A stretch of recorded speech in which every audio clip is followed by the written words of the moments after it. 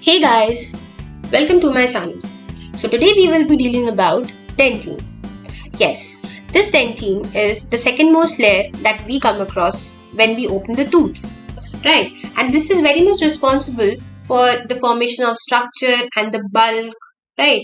And also all of our sensitivity problems that we have in our day-to-day life, it is actually because of dentine. You want to know how? Let's move ahead. So these are the topics that we are going to deal with, but since it is a very vast topic, so I'm going to cover this video into two parts, right? So today we will be dealing mainly about structures, and in the next class we will be dealing about physical properties, chemical properties, theories of the dentine sensitivity, and age related changes.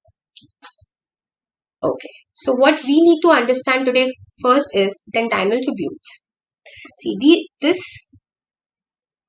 is a dentinal tubule. So basically, this is a very much a histological chapter, and it is also a histological picture. So this dentine tubule is of S shaped. So if I draw it somewhere here, it is going to be an okay S shaped, right? Okay, sorry, this is enamel. Yeah, S shaped, right? So these are S shaped, and they are very much at right angle to pulpal surface, as well as they are at right angle to your CDJ and DEJ. So DEJ stands for dentinoenamel junction and CDEJ stands for cemento-dentinal junction. So when we talk about the thickness of these tubules, the thickness is somewhere around 3 to 10 mm. Yes, and the number of tubules are 15,000 when we look at DEJ and 65,000 at pulp. This is because it starts from or near our pulpal structure and goes towards your DEJ. So definitely it is going to be more near pulp and less here, right? So there are certain lateral branches of these dentinal tubules. So these dentinal tubules have certain lateral branches. So those branches are called as canaliculi or microtubules. Okay, and the next thing is enamel spindle. Now what happens is, if this is the enamel dentine, this is your DEJ, right? So your odontoblastic process starts from your DEJ, and goes in your enamel, right? So this is called as enamel spindle. Now we have to know the contents of the dentinal tubule. So the first thing is, it contains odontoblastic process, right? So here near your pulp you have odontoblast. They are going to release their process, and your dentinal tubule has it will contain this odontoblastic process, right? Apart from this process, we have efferent nerve endings, we have antigen presenting cells, and we also have dentinal flow. So it is a very important question that is generally asked as a 3-marker question. At that time you just have to write some basic features and also contents of your dentinal, right? Okay, now after you have understood what a dentinal tubule is, see, this is a dentinal tubule, and surrounding that is your peritubular dentine. See, peri means surrounding and tubular means tubules, right? So peritubular dentine is this, and the first feature is that it is surrounding the dentinal tubules. So it is highly mineralized, as well as in the outer layer of the dentine, this is somewhere around 0.75 micrometer thick. And in your inner layer of dentine, it is 0.4 micrometer thick, right? And the calcified tubule, it has an inner organic layer. So this inner organic layer in the calcified tubule is called as lamina limitans. Even this is important MCQ or a viva question, right? Now between these two peritubular dentines here, or let's see here for that matter, this is called as intertubular dentine, right? So between the zones of peritubular dentine is your intertubular dentine. And the fibrils that are present here will have somewhere around 0.5 to 0.2 micrometer diameter. It is well mineralized, and it is going to provide tensile strength to the tooth. Okay, so dentine tubules, peritubular dentine, and this is your intertubular dentine. Let's move ahead. Okay. Now we have learned about that. Now we should know what are the forms of dentin. See, there are three forms mainly: primary, secondary, and tertiary. Now, what exactly is a primary dentin?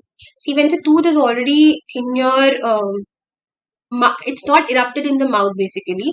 Before the eruption period, almost a lot of dentin has already been, secreted or let's just say laid out.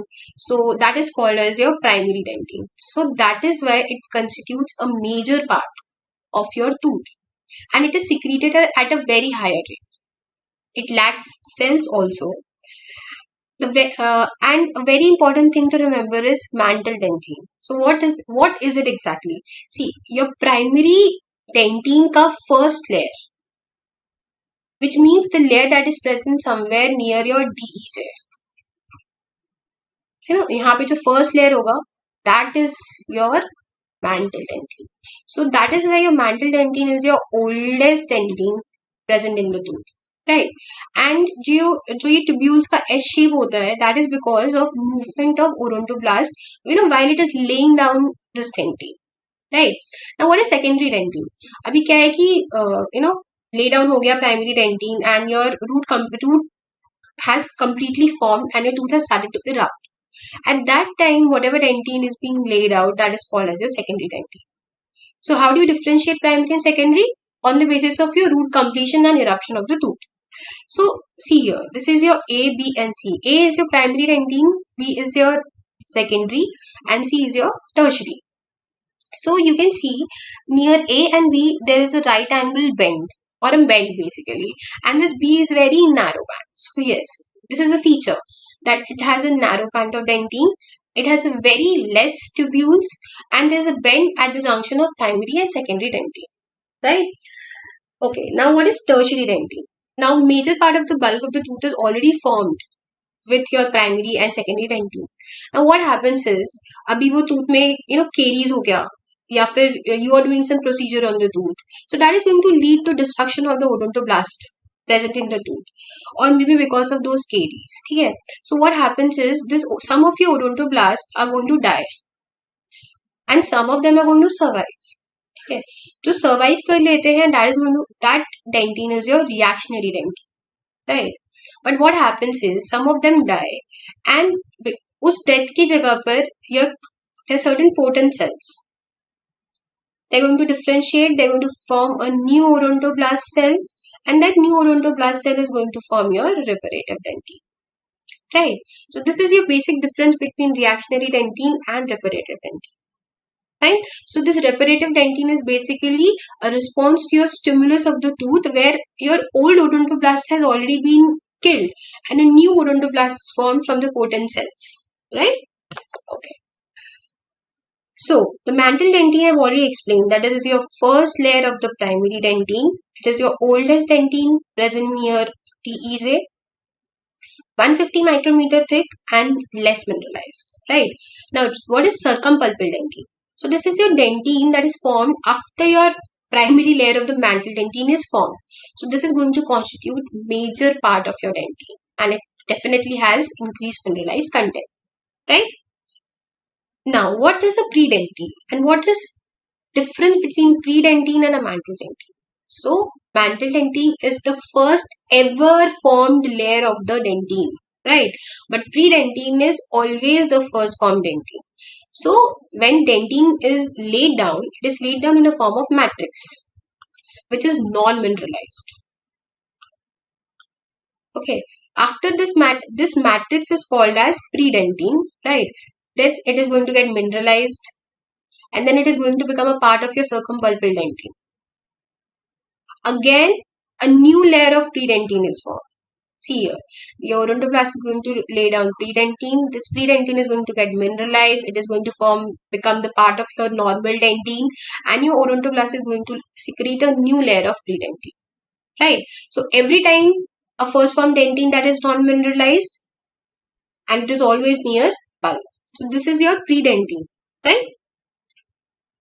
Interglobular dentin. So it is basically a structure where mineralization of dentin it occurs in small globular areas, and those small areas they're not able to fuse properly, right? And because of that, there is certain zone of hypermineralization present between those globules. So it is going to give a structure like this called as interglobular dentin. So next is your neonatal line. So this neonatal line is basically, it is going to separate your prenatal and postnatal dentin. See here in your enamel and neonatal line here in your dentin. So what does it basically signify?